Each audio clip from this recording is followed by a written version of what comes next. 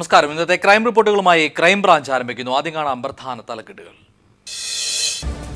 കായംകുളത്തെ പച്ചക്കറി വ്യാപാരി നൌഷാദ് വാഹനാപകടത്തിൽ മരിച്ചതിൽ ദുരൂഹത. വാഹനാപകടമുണ്ടായത് തമിഴ്നാട്ടിൽ. നൌഷാദിന്റെ സഹായിയും മരണമടഞ്ഞു. തനിക്ക് ഭീഷണിയുണ്ടായിരുന്നെന്ന നൌഷാദിന്റെ വെളിപ്പെടുത്തൽ സോഷ്യൽ മീഡിയയിൽ പരക്കുന്നു. വീണ്ടും ATM തട്ടിപ്പ്. പണം നഷ്ടപ്പെട്ടത് മുതിർന്ന മലയാളി UN ഉദ്യോഗസ്ഥൻ CV ആനന്ദബോസിന്റെ മകന്റെ അക്കൗണ്ടിൽ നിന്ന്. അമേരിക്കയിലെ മാൻഹട്ടനിൽ വെച്ച് ATMിലൂടെ പിൻവലിക്കപ്പെട്ടത് 3 ലക്ഷം രൂപ.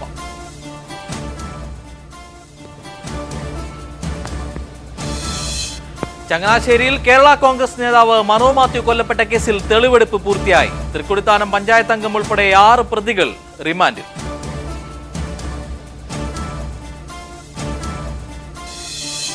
തിരുവനന്തപുരത്ത് കോടതിയിൽ വനിതാ മാധ്യമ പ്രവർത്തകരെ ആക്രമിച്ച കേസിൽ 5 അഭിഭാഷകരെ അറസ്റ്റ് ചെയ്തു. അറസ്റ്റിലായവരിൽ ബാർ അസോസിയേഷൻ സെക്രട്ടറി.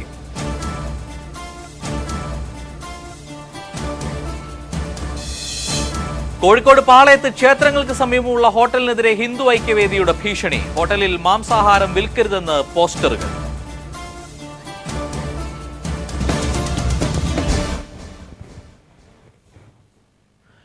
കായംകുളത്തെ പച്ചക്കറി വ്യാപാരിയുടെ മരണത്തിൽ ദുരൂഹത. ഇന്ന് പുലർച്ചെ തമിഴ്നാട്ടിൽ വെച്ചാണ് വ്യാപാരിയായ നൌഷാദും സഹായിയും വാഹനാപകടത്തിൽ മരണമടഞ്ഞത്. ഇടനിലക്കാരല്ലാതെ പകുതി വിലയ്ക്ക് ഇയാൾ സാധനങ്ങൾ വിൽപ്പന നടത്തിയിരുന്നത് മറ്റ് വ്യാപാരികളെ അലോസരപ്പെടുത്തിയിരുന്നു. ഓണക്കാലത്ത് മറ്റ് വ്യാപാരികൾ പോലീസിനെ ഉപയോഗിച്ച് നൌഷാദിന്റെ കച്ചവടം തടസ്സപ്പെടുത്താനും ശ്രമം നടത്തിയിരുന്നുവെന്നും നൌഷാദിനെതിരെ വധഭീഷണി ഉണ്ടായിരുന്നതായും നൌഷാദിന്റെ ബന്ധുക്കളും സുഹൃത്തുക്കളും പറയുന്നു. അതേസമയം തനിക്ക് ഭീഷണിയുണ്ടെന്നും തനിക്ക് ആരെയും ഭയമില്ലെന്നും പറയുന്ന നൌഷാദിന്റെ മൊബൈൽ സന്ദേശം നൌഷാദിന്റെ മരണത്തോട് സോഷ്യൽ മീഡിയയിൽ പരക്കുകയാണ്. ആദ്യം ആ വാക്കുകളിലേക്ക്. പാളി ഞാനിവിടെ വില കുറച്ച് സാധനങ്ങൾ വിൽക്കുന്നതിന്റെ പേരിൽ അടുത്തുള്ള കച്ചവടക്കാരായ 2 മഹാന്മാർക്ക് എന്തോ ബുദ്ധിമുട്ടുണ്ടായി. അവർ ഇത്രയും കാലം ഉണ്ടാക്കി വെച്ച സ്വത്തെല്ലാം ഞാൻ പിടിച്ചു പറിക്കാൻ പോവാണെന്ന് അവരോട് പരാതി കൊടുത്ത് പോലീസിന് എന്നെ വന്ന് വിളിച്ചിരിക്കുക പോലീസ് സ്റ്റേഷനിലോട്ട്. ഞാൻ പോകത്തില്ല. ഞാൻ അത്ര വല്ല തെറ്റ് ചെയ്തിട്ടൊന്നുമില്ല. എനിക്കിത് പറ്റിയ ആജ്ഞാരാകണ്ട. 4, 5 ചെയ്തിട്ടുണ്ട് ഇവന്മാര്. നാട്ടിലുള്ള മൊത്തം എഴുതി പിടിച്ചിരിക്കുകയാണ്. വെട്ടി 5 രൂപയുടെ സാധനം 50 രൂപയ്ക്ക് വിൽക്കുന്നവന്മാര്. 5 രൂപയുടെ സാധനം 50 രൂപയ്ക്ക്. കുറെ കള്ളന്മാരുള്ള മാർക്കറ്റാ കായംകുളം. ഞാൻ എപ്പോ വന്ന് വ്യാപാരം ചെയ്താലും ഇവന്മാർക്കെല്ലാം സോക്കടാണ്. ആരെതിലേ പോയാലും ഗർഭപുത്രം ഞാനാ. ഇവന്റെയൊക്കെ ഉറക്കിലിടുന്ന ഇവിടെ ഞാൻ കഴിഞ്ഞ ഓറഞ്ച് മുതൽ ഇന്ന് വരെയും എനിക്ക് ആ വില കിട്ടുന്ന സാധനമോ. എനിക്ക് ഇടനിലക്കാരില്ല. ഇവന്മാരല്ലേ പിടിക്കാൻ പെടല്ലോ. ഇവന്മാരെ മുന്നിൽ നേരെ പോടണ്ടോ. ഉടനെ പോലീസിൽ വിട്ടേക്കുന്നു. പോയി ചായലടാ.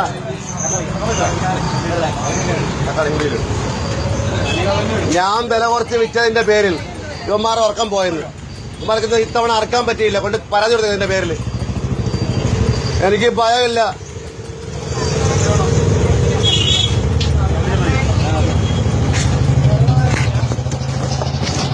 നിങ്ങളെങ്കിലും ഇത് പ്രതികരിക്കും.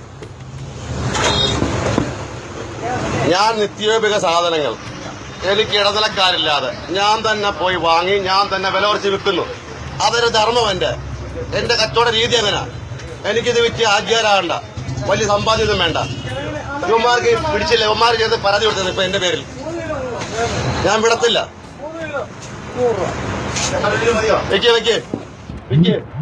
വെക്ക് വില കുറച്ചേനെ വെക്ക്. ഇതാ എന്റെ നാട് കായംകുളം. വെളിനാട്ടിൽ പറയും കായംകുളം മായംകുളം. പകല് കായംകുളം, പകൽ കഴിഞ്ഞാൽ മായംകുളം. എന്റെ നാടിന്റെ പേരാ. ഒരുത്തം മാത്രം ജീവിച്ചാൽ മതി. ഇവിടെ വില കുറച്ച് വിൽക്കാൻ പറ്റൂലേ. വില കുറച്ച് വിൽക്കുമ്പോഴും എനിക്ക് ലാഭം കിട്ടുന്നുണ്ട്. എനിക്കത് മതി.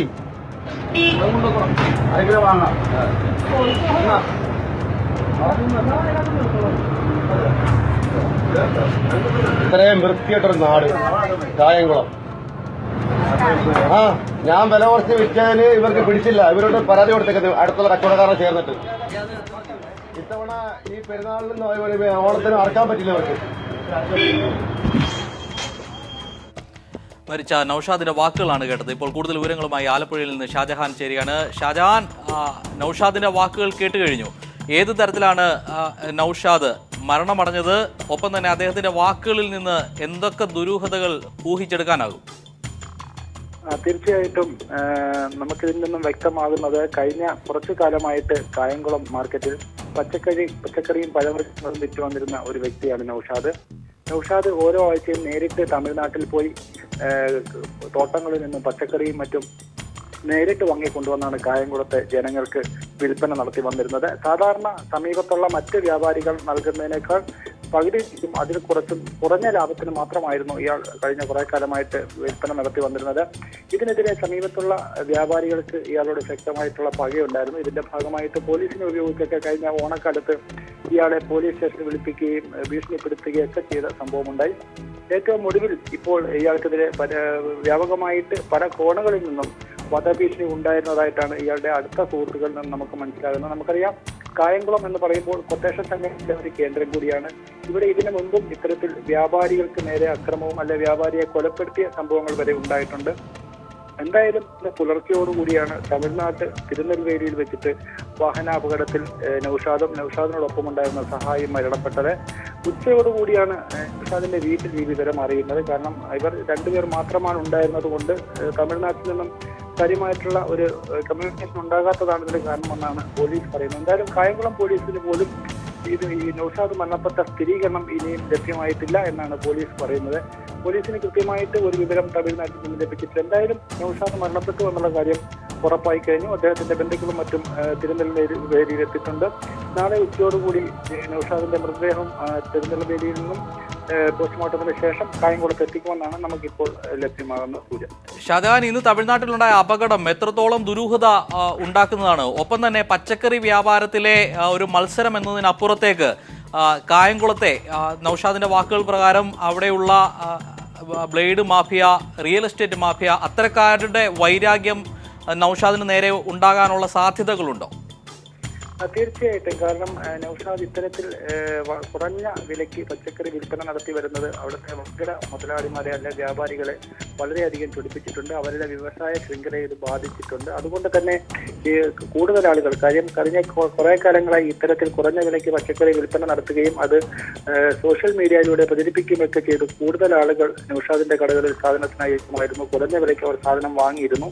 ഇതൊക്കെ തന്നെ സമീപത്തുള്ള കടക്കാരിൽ വ്യാപകമായിട്ടുള്ള എതിർപ്പിനും പകയ്ക്കും ഇടം നൽകിയിട്ടുണ്ടെന്നാണ് നൗഷാദിന്റെ സുഹൃത്തുക്കൾ തന്നെ പറയുന്നത്. എന്തായാലും പുലർച്ചെ ഉണ്ടായ ഒരു അപകടം ഡിവൈഡറിൽ തട്ടി വാഹനം മറിഞ്ഞു, ഇരുവരും മരണപ്പെട്ടു എന്നൊരു വാർത്ത മാത്രമാണ് ഇതുവരെ കായംകുളം പോലീസിനും മറ്റും ജനങ്ങളിൽ നിന്നും മനസ്സിലാക്കാൻ സാധിച്ചിരിക്കുന്നത്. കൃത്യമായിട്ടുള്ള വിവരം അറിയാൻ സാധിച്ചിട്ടില്ല. എന്തായാലും ഈ മരണത്തിൽ ദുരൂഹതയുണ്ട് എന്നുള്ളതാണ് നൗഷാദിന്റെ ബന്ധുക്കളും അതോടൊപ്പം തന്നെ അടുത്ത സുഹൃത്തുക്കളും ഒക്കെ തന്നെ പറയുന്നത്. പോലീസ് കൃത്യമായിട്ടൊരു അന്വേഷണം നടത്തണം എന്നൊരാവശ്യവും മുൻപോട്ട് വെക്കുന്നുണ്ട്. എന്നാൽ പോലീസിന് ഇത് സംബന്ധിച്ച് ഒരു പരാതി ലഭിച്ചാൽ മാത്രമേ അന്വേഷിക്കേണ്ട കാര്യമുള്ളൂ എന്നുള്ളതാണ് കായംകുളം പോലീസ് പറയുന്നത്. കായംകുളത്ത് ഇതിനു മുമ്പും കൊട്ടേഷൻ സംഘങ്ങളുടെ കൊലപാതകങ്ങൾ നിരവധി നടന്നിട്ടുള്ള സ്ഥലമാണ്. ഒട്ടനവധി കൊട്ടേഷൻ സംഘങ്ങളുള്ള ഒരു കേന്ദ്രം കൂടിയാണ് കായംകുളം. എന്തായാലും നൗഷാദിന്റെ ഈ മരണത്തിന് പിന്നിൽ അത്തരത്തിലേതെങ്കിലും സംഘങ്ങളുണ്ടോ എന്നൊരു സംശയം സുഹൃത്തുക്കൾക്കിടയിൽ വ്യാപകമായിട്ട് പ്രചരിക്കുന്നുണ്ട്.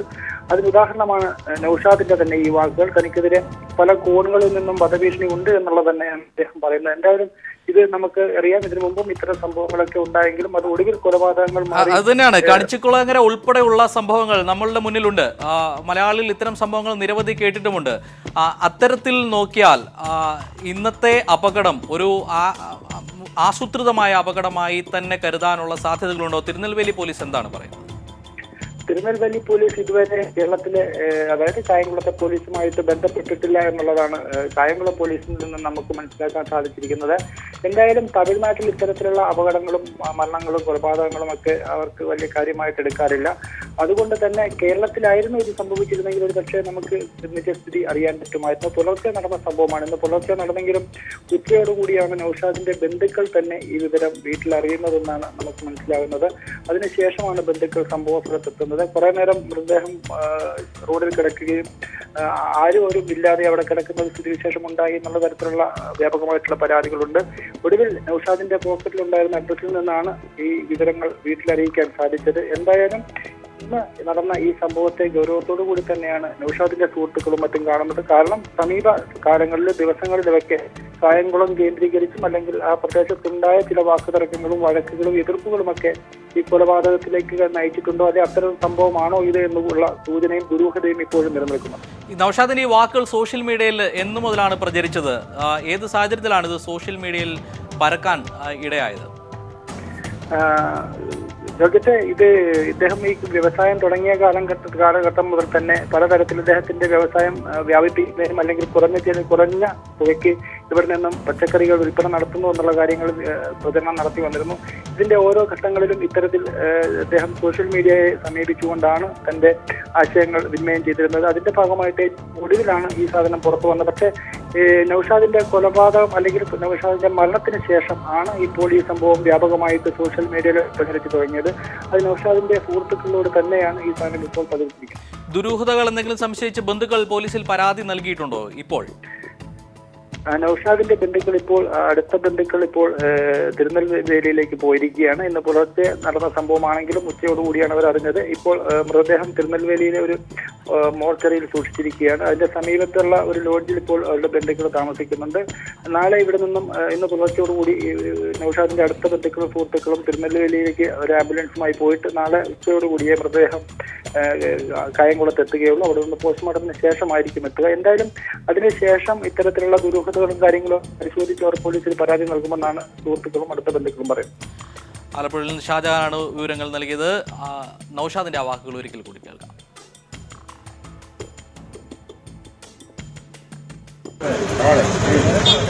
പാളി ഞാനിവിടെ വില കുറച്ച് സാധനങ്ങൾ വിൽക്കുന്നതിന്റെ പേരിൽ അടുത്തുള്ള കച്ചവടക്കാരായ രണ്ട് മഹാന്മാർക്ക് എന്തോ ബുദ്ധിമുട്ടുണ്ടായി. അവർ ഇത്രയും കാലം ഉണ്ടാക്കി വെച്ച സ്വത്തെല്ലാം ഞാൻ പിടിച്ചു പറിക്കാൻ പോവാണെന്ന് അവരിവിടെ പരാതി കൊടുത്ത പോലീസിന് എന്നെ വന്ന് വിളിച്ചിരിക്കുക പോലീസ് സ്റ്റേഷനിലോട്ട്. ഞാൻ പോകത്തില്ല. ഞാൻ അത്ര വല്ല തെറ്റ് ചെയ്തിട്ടൊന്നുമില്ല. എനിക്കിത് പറ്റിയ ആജ്യാരാകണ്ട. 4, 5, 5 ചെയ്തിട്ടുണ്ട് ഇവന്മാര്. നാട്ടിലുള്ള മൊത്തം എഴുതി പിടിച്ചിരിക്കുകയാണ്. വെട്ടി 5 രൂപയുടെ സാധനം 50 രൂപയൊക്കെ വിൽക്കുന്നവന്മാര്. 5 രൂപയുടെ സാധനം 50 രൂപയ്ക്ക്. ഇവിടെ കള്ളന്മാരുള്ള മാർക്കറ്റാ കായംകുളം. ഞാൻ എപ്പോ വന്ന് വ്യാപാരം ചെയ്താലും ഇവന്മാർക്കെല്ലാം സോക്കടാണ്. ആരെതിരെ പോയാലും ഗർഭത്തിത്ര ഞാനാ. കായംകുളത്തെ പച്ചക്കറി വ്യാപാരി നൗഷാദിന്റെ വാക്കുകളാണ് കേട്ടത്. നൗഷാദ് ഇന്ന് രാവിലെ ഉണ്ടായ വാഹനാപകടത്തിൽ തമിഴ്നാട്ടിൽ വെച്ച് മരണമടഞ്ഞിരിക്കുന്നു. മരണത്തിൽ ദുരൂഹതയുണ്ടെന്നാണ് ആക്ഷേപങ്ങൾ ഉയരുന്നത്. ATM തട്ടിപ്പിലൂടെ മുതിർന്ന മലയാളി UN ഉദ്യോഗസ്ഥൻ CV ആനന്ദബോസിന്റെ മകന്റെ പണം നഷ്ടമായി. 3 ലക്ഷം രൂപയാണ് അമേരിക്കയിലെ മാൻഹട്ടനിൽ വെച്ച് ATMിലൂടെ പിൻവലിക്കപ്പെട്ടത്. ദില്ലിയിലെ ഫെഡറൽ ബാങ്ക് ശാഖയിൽ നിന്ന് മകന്റെ ഡോളർ അക്കൗണ്ടിലേക്ക് ആനന്ദബോസ് തന്നെയാണ് പണം നിക്ഷേപിച്ചത്. ഈ മാസം 15-നാണ് പണം നഷ്ടപ്പെട്ടത്. സംഭവത്തിൽ അമേരിക്കൻ പോലീസ് അന്വേഷണം ആരംഭിച്ചു. മുൻ IAS ഓഫീസറും യുണൈറ്റഡ് നേഷൻസിൽ ഉദ്യോഗസ്ഥനുമായ CV ആനന്ദബോസിന്റെ മകന്റെ പേരിലുള്ള ഡോളർ കാർഡിൽ നിന്നാണ് പണം പിൻവലിക്കപ്പെട്ടത്. ദില്ലി ഫെഡറൽ ബാങ്കിന്റെ ശാഖയിൽ നിന്ന് ആനന്ദബോസ് മകന്റെ പേരിലുള്ള ഡോളർ കാർഡിലേക്ക് പണം നിക്ഷേപിക്കുകയായിരുന്നു. അമേരിക്കയിൽ ഒരു സ്വകാര്യ ആവശ്യത്തിനായി എത്തിയ ആനന്ദബോസിന്റെ മകന്റെ ഫോണിലേക്ക് മാൻഹട്ടനിലെ ഒരു ATMിൽ നിന്നും പണം പിൻവലിക്കപ്പെട്ടതായി തുടർന്ന് സന്ദേശമെത്തി. ബാങ്കുമായി ബന്ധപ്പെട്ടപ്പോൾ ബാക്കിയുള്ള പണം ഉടൻ പിൻവലിക്കാൻ നിർദ്ദേശം ലഭിച്ചുവെങ്കിലും മണിക്കൂറുകൾക്കകം തന്നെ മുഴുവൻ പണവും മോഷ്ടാക്കൾ പിൻവലിച്ചു കഴിഞ്ഞിരുന്നു. തുടർച്ചയായ 5 ഇടപാടുകളിലൂടെയാണ് പണം പിൻവലിക്കപ്പെട്ടിരിക്കുന്നത്. മാൻഹട്ടൻ പോലീസിൽ മകൻ പരാതി നൽകിയതായി CV ആനന്ദബോസ് പറഞ്ഞു. ആ കാർഡ് ചേസ് മാൻഹട്ടൻ ബാങ്കിൻ്റെ ATMിൽ ന്യൂയോർക്കിൽ വെച്ച് ഉപയോഗിച്ചപ്പം അതിൽ വന്നത് ഇൻസഫിഷ്യൻറ്റ് ബാലൻസ് എന്നാണ്. അപ്പോൾ ആ സമയത്ത് $5000-ലധികം അതിൻ്റെ അകത്തുണ്ട്. ബാങ്കുമായിട്ട് ടേക്കപ്പ് ചെയ്തു. ഫെഡറൽ ബാങ്കായിരുന്നു. മാസ്റ്റർ കാർഡുമായിട്ട് ടേക്കപ്പ് ചെയ്തു. ഡൽഹി പോലീസിന് ഡയറക്റ്റായിട്ട് പരാതി കൊടുത്തില്ല. സംഭവം നടന്നത് ന്യൂയോർക്കിലായതുകൊണ്ട് നമ്മുടെ ഇന്ത്യൻ എംബസിയെ അറിയിച്ചിട്ടുണ്ട്. ഇന്ത്യയുടെ പല ഭാഗത്തും ATM തട്ടിപ്പിലൂടെ പണം നഷ്ടമായ വാർത്തകൾ വരുന്നതിനിടെയാണ് അമേരിക്കയിൽ വെച്ച് ഒരു മുതിർന്ന ഉദ്യോഗസ്ഥൻ്റെ അടുത്ത ബന്ധുവിൻ്റെ പണം നഷ്ടമായത്. S. ജീവൻകുമാർ, തിരുവനന്തപുരം. കോഴിക്കോട് പാളയത്ത് ക്ഷേത്രങ്ങൾക്ക് സമീപമുള്ള ഹോട്ടലുകൾക്കെതിരെ ഹിന്ദു ഐക്യവേദിയുടെ ഭീഷണി. ഹോട്ടലുകളിൽ മാംസാഹാരം വിൽക്കരുതെന്നാണ് ഹിന്ദു ഐക്യവേദിയുടെ ഭീഷണി. ഹോട്ടലുകൾക്ക് സമീപം ഹിന്ദു ഐക്യവേദി പോസ്റ്ററുകൾ പതിച്ചു. കാഴ്ചയിലേക്ക്. കോഴിക്കോട് പാളയത്തിന് സമീപത്തെ തെരുവിലാണ് നോൺ വെജിറ്റേറിയൻ ഹോട്ടലുകൾക്കെതിരെ മുന്നറിയിപ്പുമായി ഹിന്ദു ഐക്യവേദിയുടെ ഫ്ലെക്സ് ബോർഡുകൾ പ്രത്യക്ഷപ്പെട്ടത്. അമ്പലത്തിന് സമീപത്തെ തെരുവിൽ മാംസാഹാരം വിൽക്കാൻ അനുവദിക്കില്ലെന്നും പൂജാസാധനങ്ങൾ വിൽക്കുന്ന പ്രദേശം ആയതുകൊണ്ടുതന്നെ മാംസാഹാരം അശുദ്ധി ഉണ്ടാക്കുമെന്നുമാണ് ഹിന്ദു ഐക്യവേദിയുടെ മുന്നറിയിപ്പ്. ഇത് ഭക്തജനങ്ങളുടെയും ഹൈന്ദവ സംഘടനകളുടെയും ക്ഷേത്ര കമ്മിറ്റികളുടെ ഒരു പ്രതിഷേധം എന്നുള്ള നിലക്കാണ് അവിടെ ബോർഡ് വെച്ചിട്ടുള്ളത്. ക്ഷേത്രങ്ങൾക്ക് നടുവിൽ ഒരു നോൺ വെജിറ്റേറിയൻ ഹോട്ടൽ എന്ന് പറയുന്നത് ആ ക്ഷേത്രങ്ങളെ അശുദ്ധിപ്പെടുത്തുന്ന തരത്തിലുള്ള സംവിധാനങ്ങളുമായിട്ട് മുന്നോട്ട് പോകുന്നതാണ്. പാളയത്തെ തുടങ്ങാനിരിക്കുന്ന ഹോട്ടലിന് മുൻപിലാണ് ഹിന്ദു ഐക്യവേദി പ്രവർത്തകർ ഫ്ലെക്സ് ബോർഡുകൾ സ്ഥാപിച്ചത്. എന്നാൽ താൻ നോൺ വെജിറ്റേറിയൻ ഹോട്ടലാണ് തുടങ്ങാൻ പോകുന്നത് എന്ന് തീരുമാനം പോലും എടുത്തിട്ടില്ലെന്നും ഹിന്ദു ഐക്യവേദിയുടെ പ്രതിഷേധത്തിന് പിൻപിൽ ഗൂഢലക്ഷ്യമാണെന്നും ഹോട്ടൽ ഉടമ പറയുന്നു. നോൺ വെജിറ്റേറിയൻ ഹോട്ടൽ ഒരു കാരണവശാലും പാളയത്തെ തെരുവിൽ തുടങ്ങാൻ അനുവദിക്കില്ലെന്നും തുടർന്നാൽ ശക്തമായ സമരപരിപാടികളുമായി മുൻപോട്ടു പോകാനുമാണ് ഹിന്ദു ഐക്യവേദിയുടെ തീരുമാനം. ഇതുമായി ബന്ധപ്പെട്ട് ജില്ലാ കളക്ടർക്കും ഹെൽത്ത് ഡിപ്പാർട്ട്മെന്റിനും പോലീസ് മേധാവിക്കും ഹിന്ദു ഐക്യവേദി പരാതി നൽകാനും തീരുമാനിച്ചിട്ടുമുണ്ട്. News bureau, Kozhikode. ചങ്ങനാശ്ശേരിയിൽ ജനാധിപത്യ കേരള കോൺഗ്രസ് നേതാവ് മനോ മാത്യു കൊല്ലപ്പെട്ട കേസിൽ തെളിവെടുപ്പ് പൂർത്തിയായി. കോൺഗ്രസ് പ്രാദേശിക നേതാവും തൃക്കൊടിത്താനം പഞ്ചായത്ത് അംഗവുമായ നിതിൻ ജോസഫ് ഉൾപ്പെടെ 6 പ്രതികളെയാണ് പോലീസ് വിവിധയിടങ്ങളിൽ എത്തിച്ച് തെളിവെടുപ്പ് നടത്തിയത്. പ്രതികളെ ചങ്ങനാശ്ശേരി CJM കോടതി റിമാൻഡ് ചെയ്തു. കൊലപാതകം നടന്ന പെരുന്ന ബസ് സ്റ്റാൻഡ്, പ്രതികൾ ചികിത്സ തേടിയ കോട്ടയം ജില്ലാ ആശുപത്രി, പെരുന്ന NSS മെഡിക്കൽ മിഷൻ, പ്രതികൾ ഒളിച്ചു താമസിച്ച നാഗമ്പടത്തെ വീട് എന്നിവിടങ്ങളിലായിരുന്നു തെളിവെടുപ്പ്. ചങ്ങനാശ്ശേരി നടുക്കിയ കൊലപാതകത്തിന്റെ രീതികൾ പ്രതികൾ സംഭവസ്ഥലത്ത് വെച്ച് തന്നെ പോലീസിനോട് വിശദീകരിച്ചു. കോൺഗ്രസ് പ്രാദേശിക നേതാവും തൃക്കൊടിത്താനം പഞ്ചായത്ത് അംഗവുമായ നിതിൻ ജോസഫ് ആലുമൂടനാണ് ഈ കൊലപാതകത്തിന്റെ സൂത്രധാരനെന്ന് പോലീസിന് തെളിവെടുപ്പിൽ വ്യക്തമായി. ഫാത്തിമപുരം വെട്ടുകുഴിയിൽ സിജോ, നാലുകോടി കൊല്ലാപുരം കടുത്താനം KN അർജുൻ, തൃക്കൊടിത്താനം ചെറുവേലിപ്പറമ്പിൽ സൂരജ് സോമൻ, കുരിശുമൂട് പമ്പ് ഹൌസ് റോഡിൽ അറയ്ക്കൽ ബിനു, കോട്ടയം വേളൂർ തിരുവാതിക്കൽ സ്വദേശിയും ഇപ്പോൾ ഫാത്തിമപുരത്ത് താമസിക്കുന്ന വാഴയിൽ ഷമീർ എന്നിവരാണ് കേസിലെ മറ്റു പ്രതികൾ. മനുവിനെ കൊല്ലാൻ ഉപയോഗിച്ചത് വളഞ്ഞ ആകൃതിയിൽ നിർമ്മിച്ച കത്തി ഉപയോഗിച്ചായിരുന്നു. പ്രത്യേകമായി ഉണ്ടാക്കിയെടുത്ത ഈ കത്തിയുടെ അറ്റം അരം പോലുള്ളതാണ്. വയറ്റിലും നെഞ്ചിലും പുറത്തുമേറ്റ ആഴത്തിലുള്ള മുറിവുകളിൽ രക്തം പുറത്തേക്ക് വരാതെ കട്ടകെട്ടിയിരുന്നുവെന്ന് പോസ്റ്റ്മോർട്ടം പ്രാഥമിക റിപ്പോർട്ടിൽ സൂചനയുണ്ട്. കുത്തേറ്റ മനുവിന്റെ കുടൽ പുറത്തു ചാടിയിരുന്നു. മനു നിലവിളിച്ചോടിയിട്ടും പിന്നാലെ എത്തി 9 തവണയാണ് അക്രമി സംഘത്തിലെ സിജോ മനുവിനെ കുത്തിവീഴ്ത്തിയത്. കൊലപ്പെടുത്താൻ ഉപയോഗിച്ച കത്തി പോലീസ് കണ്ടെടുത്തിട്ടുണ്ട്. 2 ജീപ്പുകളും 4 ഇരുചക്രവാഹനങ്ങളും കത്തിയും പോലീസ് പിടിച്ചെടുത്തിട്ടുണ്ട്. തെളിവെടുപ്പിന് ശേഷം കോടതിയിൽ ഹാജരാക്കിയ പ്രതികളെ റിമാൻഡ് ചെയ്തു. News bureau, Kottayam. വിവാദ പോലീസ് അസോസിയേഷൻ നേതാവിന് തിരുവനന്തപുരം സിറ്റി പോലീസിന്റെ വക കൈത്താങ്ങ്. അസോസിയേഷൻ നേതാവ് GR അജിത്തിനെ സസ്പെൻഡ് ചെയ്ത ഉത്തരവ് സിറ്റി പോലീസ് മണിക്കൂറുകൾക്കകം തിരുത്തി. പോലീസ് സഹകരണ സംഘത്തിലെ ക്രമക്കേടുകളെ തുടർന്ന് ഭരണസമിതി അംഗമായ GR അജിത്തിനെതിരെ കേസ് രജിസ്റ്റർ ചെയ്തിരുന്നു. ഉന്നത പോലീസ് ഉദ്യോഗസ്ഥരുടെ ഇടപെടൽ മൂലം DCP ശിവവിക്രമാണ് പോലീസുകാരെ സസ്പെൻഡ് ചെയ്യുകയും അന്നേ ദിവസം തന്നെ തിരിച്ചെടുക്കുകയും ചെയ്തത്. തിരുവനന്തപുരം പോലീസ് സഹകരണ സംഘത്തിന്റെ മിനിറ്റ്സ് ബുക്കിൽ തിരുത്തൽ വരുത്തി വ്യാപക ക്രമക്കേടുകൾ നടന്നു എന്ന വാർത്ത പീപ്പിൾ TVയാണ് പുറത്തു കൊണ്ടുവന്നത്. ഇതേ തുടർന്ന് തിരുവനന്തപുരം മ്യൂസിയം പോലീസാണ് 5 പേർക്കെതിരെ കേസ് രജിസ്റ്റർ ചെയ്തത്. FIRൽ പ്രതികളായ പോലീസ് ഉദ്യോഗസ്ഥർക്കെതിരെ വകുപ്പുതല നടപടി സ്വീകരിക്കാത്തതിൽ ഒരു വിഭാഗം പോലീസുകാർക്ക് കടുത്ത എതിർപ്പുണ്ടായിരുന്നു. ഇതോടെ പോലീസ് സഹകരണ സംഘത്തിന്റെ ഭരണസമിതി അംഗങ്ങളായ association general secretary GR Ajith, AR ക്യാമ്പിലെ പോലീസ് ഉദ്യോഗസ്ഥനായ രജിത്ത് എന്നിവരെ Thiruvananthapuram city police deputy commissioner T Sivavikram suspend ചെയ്തു. എന്നാൽ അതേ ഉത്തരവ് തന്നെ മരവിപ്പിച്ചുകൊണ്ട് ശിവവിക്രം തന്നെ മണിക്കൂറുകൾക്കകം വീണ്ടും പുതിയ ഉത്തരവ് പുറത്തിറക്കി. ഉന്നത പോലീസ് ഉദ്യോഗസ്ഥരുടെ ഇടപെടൽ മൂലമാണ് DCP ശിവവിക്രം ഇങ്ങനെ പെരുമാറിയതെന്നാണ് പോലീസ് ഉദ്യോഗസ്ഥർ അടക്കം പറയുന്നത്. കഴിഞ്ഞ UDF സർക്കാരിലെ ഉന്നത ഭരണ നേതൃത്വവുമായി അടുത്ത ബന്ധം പുലർത്തിയിരുന്ന ആളാണ് GR അജിത്ത്. കഴിഞ്ഞ ദിവസം നടന്ന പോലീസ് അസോസിയേഷന്റെ യൂണിറ്റ് തല തിരഞ്ഞെടുപ്പിൽ പരാജയപ്പെട്ടെങ്കിലും ഇപ്പോഴും പല ഉന്നത ഉദ്യോഗസ്ഥരുമായി അടുത്ത ബന്ധമാണ് GR അജിത്തിനുള്ളത്. പുറത്തിറക്കിയ സസ്പെൻഷൻ ഉത്തരവ് മണിക്കൂറുകൾക്കകം പിൻവലിച്ച നടപടി സാധാരണ പോലീസ് സേനയിൽ ഇല്ലെന്നിരിക്കെ തിരുവനന്തപുരം സിറ്റി പോലീസിന്റെ നടപടി കൂടുതൽ വിവാദമാകുകയാണ്. News bureau, Thiruvananthapuram. വഞ്ചിയൂർ കോടതി വളപ്പിൽ വനിതാ മാധ്യമപ്രവർത്തകരെ ആക്രമിച്ച സംഭവത്തിൽ അഭിഭാഷകർ അറസ്റ്റിലായി. Bar association secretary Anera Shaji അടക്കം 5 പേരെയാണ് അറസ്റ്റ് ചെയ്തത്. അറസ്റ്റിലായ പ്രതികളെ ജാമ്യത്തിൽ വിട്ടു. ഈ കഴിഞ്ഞ വെള്ളിയാഴ്ച വഞ്ചിയൂർ കോടതി വളപ്പിൽ വെച്ചാണ് വനിതാ മാധ്യമ പ്രവർത്തകർ അടക്കമുള്ളവരെ ഒരു വിഭാഗം അഭിഭാഷകർ സംഘടിതമായി ആക്രമിച്ചത്. വിജിലൻസ് ജഡ്ജി A ബദറുദ്ദീന്റെ മുന്നിൽ വെച്ചാണ് ആക്രമണം നടന്നത്. ഇന്ത്യൻ എക്സ്പ്രസ് ലേഖകൻ പ്രഭാത്, PTI ലേഖകൻ Ramakrishnan, Asianet reporter Ajitha, Manorama reporter Justina Thomas എന്നിവർക്കാണ് മർദ്ദനമേറ്റത്. Bar association secretary Anera Shaji, R Rathin, B Subhash, Arun P Nair, LR Rahul എന്നിവരെ ഇന്ന് വൈകിട്ട് വഞ്ചിയൂർ പോലീസ് സംഭവവുമായി ബന്ധപ്പെട്ട് അറസ്റ്റ് ചെയ്തു. ഇതുകൂടാതെ കണ്ടാലറിയാവുന്ന 5 അഭിഭാഷകർ കൂടി പ്രതികളാണ്. മാധ്യമപ്രവർത്തകരുടെ ജോലി തടസ്സപ്പെടുത്തൽ, കയ്യേറ്റം ചെയ്യൽ, അസഭ്യം പറയൽ, സംഘം ചേർന്ന് ലഹളയുണ്ടാക്കൽ എന്നീ കുറ്റകൃത്യങ്ങളാണ് വക്കീലന്മാർക്കെതിരെ ചുമത്തിയിരിക്കുന്നത്. അറസ്റ്റിലായ അഭിഭാഷകരെ വഞ്ചിയൂർ പോലീസ് ജാമ്യത്തിൽ വിട്ടു. News bureau, Thiruvananthapuram. സ്വർണ്ണാഭരണ നിർമ്മാണശാലയിലെ ആസിഡ് മാലിന്യങ്ങൾ മൂലം ദുരിതമനുഭവിക്കുകയാണ് തൃശൂർ മരിയാപുരം നിവാസികൾ. പ്രദേശത്ത് ക്യാൻസർ രോഗം പടർന്നു പിടിക്കുന്നതിന് കാരണം ജലസ്രോതസ്സുകളിലെ മാലിന്യമാണെന്നാണ് പ്രദേശവാസികളുടെ ആശങ്ക. കിണറുകൾ ഉപയോഗശൂന്യമായതോടെ ആഭരണ നിർമ്മാണശാലയ്ക്കെതിരെ പ്രതിഷേധം ശക്തമാകുകയാണ്. ജനിച്ചു വീണ മണ്ണിൽ ആരോഗ്യപൂർണമായി ജീവിക്കാനുള്ള സാഹചര്യങ്ങൾ നിഷേധിക്കപ്പെട്ടവരാണ് തൃശൂർ നഗരത്തിലെ മരിയാപുരം നിവാസികൾ. വേനൽക്കാലത്തും ജലക്ഷാമം അനുഭവപ്പെടാത്ത ഇവിടെ നിറഞ്ഞുകിടക്കുന്ന കിണറുകളിലത്രയും വിഷജലമാണ്. 1.5 കിലോമീറ്റർ ചുറ്റളവിൽ pH മൂല്യം 5-ൽ താഴെയാണ്. 6.5 മുതൽ 8.5% വരെ pH മൂല്യമുള്ള വെള്ളമാണ് കുടിക്കാൻ ഉപയോഗയോഗ്യം. ആഭരണ കമ്പനിയിൽ നിന്ന് എത്തുന്ന ആസിഡ് മാലിന്യമാണ് ഭീഷണിയാവുന്നത്. കിണർ വെള്ളത്തിന്റെ ഉപയോഗം സമീപവാസികൾക്ക് മാറാരോഗങ്ങളാണ് സമ്മാനിച്ചത്. പ്രദേശത്ത് ക്യാൻസർ രോഗബാധിതരും വർദ്ധിച്ചു വരികയാണ്. വെള്ളം ഇറക്കാനേ പറ്റില്ല. പോണ വഴിക്കൊക്കെ നീറ്റാണ്. മെയിനായിട്ട് തല മുടിയെല്ലാം കൊഴിഞ്ഞു പോകും. കുളിച്ചിട്ട് മായയിലും വയ്ക്കാൻ പറ്റില്ല. മോനെ ഗുളിക കഴിക്കാൻ പോലും പറ്റണില്ല. പുറത്തുനിന്ന് വില കൊടുത്ത് വാങ്ങുന്ന വെള്ളമാണ് 1 കിലോമീറ്റർ പരിസരത്തെ ജനങ്ങൾക്ക് ഏക ആശ്രയം. സമ്മതപത്രം വാങ്ങാതെ ആരംഭിച്ച കമ്പനിക്കെതിരെ പരാതികൾ നൽകിയിട്ടും നടപടികൾ ഉണ്ടാകുന്നില്ല എന്നാണ് ആരോപണം.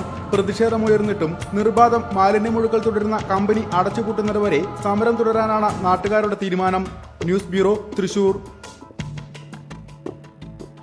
ബാർക്കോഴ കേസിൽ ADGP ശങ്കർ റെഡ്ഡിക്കെതിരെ ഹൈക്കോടതിയിൽ വിജിലൻസിന്റെ സത്യവാങ്മൂലം. അന്വേഷണ ഉദ്യോഗസ്ഥനായ SP സുകേഷിനെ ശങ്കർ റെഡ്ഡി മാനസികമായി തകർക്കാൻ ശ്രമിച്ചുവെന്ന് സത്യവാങ്മൂലത്തിൽ പറയുന്നു.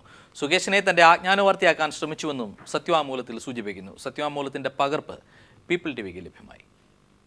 ബാർക്കോഴ കേസ് അട്ടിമറിക്കാൻ ശങ്കർ റെഡ്ഡി ഇടപെട്ടുവെന്ന് വ്യക്തമാക്കുന്ന വിവരങ്ങളാണ് വിജിലൻസ് ഹൈക്കോടതിയിൽ സമർപ്പിച്ച സത്യവാങ്മൂലത്തിൽ പറയുന്നത്. അന്വേഷണ ഉദ്യോഗസ്ഥനായ SP സുകേഷിനെ ADGP ശങ്കർ റെഡ്ഡി മാനസികമായി തകർക്കാൻ ശ്രമിച്ചു. സുകേഷിന് 2 തവണ ക്രൈംബ്രാഞ്ച് അന്വേഷണം നേരിടേണ്ടി വന്നു. സുകേഷിനെ തന്റെ ആജ്ഞാനുവർത്തിയാക്കാൻ ശങ്കർ റെഡ്ഡി ശ്രമിച്ചുവെന്നും സത്യവാങ്മൂലത്തിൽ പറയുന്നു. അന്വേഷണം നടക്കവേ മാണിക്കെതിരെ ശക്തമായ സാക്ഷിമൊഴികൾ ലഭിച്ചിരുന്നു. ബിജു രമേശിന്റെ ഡ്രൈവർ അമ്പിളി, ബാറുടമ സജി ഡൊമിനിക് എന്നിവരുടെ മൊഴികൾ വിശ്വാസത്തിലെടുക്കാൻ ശങ്കർ റെഡ്ഡി തയ്യാറായില്ല. അന്വേഷണ ഘട്ടത്തിൽ 2 തവണ ADGP വിശദീകരണം ആവശ്യപ്പെട്ടു. വിജിലൻസ് ഡയറക്ടറുടെ സ്ക്രൂട്ടനി റിപ്പോർട്ടോടെ കേസ് അവസാനിപ്പിക്കണമെന്ന് ശങ്കർ റെഡ്ഡി സുകേഷിനോട് നിർദ്ദേശിച്ചതായും വിജിലൻസ് സമർപ്പിച്ച സത്യവാങ്മൂലത്തിൽ പറയുന്നു. ബാർക്കോഴ കേസ് അട്ടിമറിക്കാൻ ശങ്കർ റെഡ്ഡി ശ്രമിച്ചുവെന്ന് ചൂണ്ടിക്കാട്ടി പായിച്ചിറ നവാസ് സമർപ്പിച്ച ഹർജിയിൽ അന്വേഷണം നടത്താൻ തിരുവനന്തപുരം വിജിലൻസ് കോടതി ഉത്തരവിട്ടിരുന്നു. ഈ ഉത്തരവ് ചോദ്യം ചെയ്ത് ശങ്കർ റെഡ്ഡി ഹൈക്കോടതിയിൽ ഹർജി സമർപ്പിച്ചിരുന്നു. ഈ ഹർജിയെ തുടർന്നാണ് വിജിലൻസ് ഹൈക്കോടതിയിൽ മറുപടി സത്യവാങ്മൂലം സമർപ്പിച്ചത്. News bureau, Kochi. കോഴിക്കോട് കേസിൽ KM മാണിക്ക് അനുകൂലമായി റിപ്പോർട്ട് സമർപ്പിച്ച നിയമോപദേശകൻ മുരളീകൃഷ്ണയ്ക്കെതിരെ അന്വേഷണത്തിന് വിജിലൻസ് ശുപാർശ. മാണിക്കെതിരായ ഫയലുകൾ കോടതിയിൽ ഹാജരാക്കാതെ മറച്ചുവെച്ചെന്ന് കണ്ടെത്തിയതിനെ തുടർന്നാണ് അന്വേഷണം. കോഴിക്കോട് കേസ് അന്വേഷണം ശക്തിപ്പെടുത്തുന്നതിനായി വിജിലൻസ് പ്രത്യേക സംഘത്തെ നിയോഗിച്ചു. റിപ്പോർട്ടുമായി ഇന്നത്തെ ക്രൈംബ്രാഞ്ച് പൂർണ്ണമാകുന്നു. നമസ്കാരം. മുൻപ് കോഴിക്കോട് കേസ് കോട്ടയം വിജിലൻസ് കോടതിയുടെ പരിഗണനയ്ക്കെത്തിയപ്പോൾ മാണിക്കെതിരായ തെളിവുകൾ കോടതി മുമ്പാകെ ഹാജരാക്കിയിരുന്നില്ല. നിർണായക ഫയലുകൾ മറച്ചുവെച്ച് KM മാണിയെ അന്വേഷണത്തിൽ നിന്ന് രക്ഷപ്പെടുത്തുകയായിരുന്നു എന്ന് വിജിലൻസ് കണ്ടെത്തി. ഈ അട്ടിമറിക്ക് പിന്നിൽ വിജിലൻസിന്റെ അന്നത്തെ നിയമോപദേശകനായിരുന്ന PK മുരളീകൃഷ്ണയാണെന്നും വിജിലൻസിന് വ്യക്തമായി. ഈ സാഹചര്യത്തിലാണ് കേസ് അട്ടിമറി സംബന്ധിച്ച് വിശദമായ അന്വേഷണത്തിന് വിജിലൻസ് ഡയറക്ടർ തീരുമാനിച്ചത്. നിയമോപദേശകൻ നടത്തിയ അട്ടിമറിക്ക് പിന്നിൽ രാഷ്ട്രീയ ഇടപെടലുണ്ടെന്നും വിജിലൻസ് സംശയിക്കുന്നു. 2.5 വർഷം സസ്പെൻഷനിലായിരുന്ന നിയമോപദേശകനെ തിരിച്ചെടുത്തതും സസ്പെൻഷൻ കാലത്തെ ശമ്പളാനുകൂല്യങ്ങൾ ഇയാൾക്ക് നൽകിയതും UDF സർക്കാരായിരുന്നു. KM മാണിയുടെ ഇടപെടലും ഇക്കാര്യത്തിലുണ്ടെന്ന നിഗമനത്തിലാണ് വിജിലൻസ്. ഈ സാഹചര്യത്തിൽ കോഴിക്കോട് സംബന്ധിച്ച് അന്വേഷണം ശക്തമാക്കാനാണ് വിജിലൻസിന്റെ തീരുമാനം. ഇതിനായി നിലവിലുള്ള സംഘത്തെ മാറ്റി സ്പെഷ്യൽ ടീമിനെ നിയോഗിക്കാനും വിജിലൻസ് ഡയറക്ടർ തീരുമാനിച്ചു. News bureau, Kochi.